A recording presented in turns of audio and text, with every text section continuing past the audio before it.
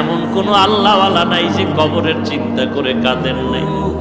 বালিশে মাথা লাগায় যখন রাতের বেলা বাতিটা নিবায় ঘুমাও, মনে মনে একটু প্রশ্ন করিস, ঘুমের মধ্যেও তো কত বান্দার মরণ হয়ে যায়।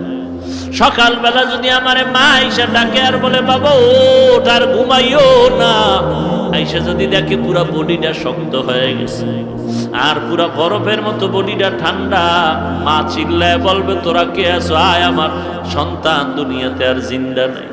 বাবায় কাঁদবে, মা কাঁদবে, তোর কোনো আওয়াজ হবে না। ওদিকে কেউ যাবে ইমামের খবর দিতে, হুজুর কোথাও যাবেন না, আমার সন্তানের জানাজাটা পড়ানো লাগবে। কেউ যাবে বাঁশ কাটার জন্য, বাঁশ বাগানে কবর খনন করার জন্য। কেউ যাবে তোরে জীবনের গোসলটা দেওয়ার জন্য, পানি গরম করতে থাকবে। কেউ কলা গাছের পাতা কাটার জন্য যাবে। এইবার তোর জানাজা চিরতরে পরাণের জন্য গোসল করায় নিয়ে যাবে। মা পর্দার আড়াল থেকে বলবে আমার বাবারে আর একবার একটু আমার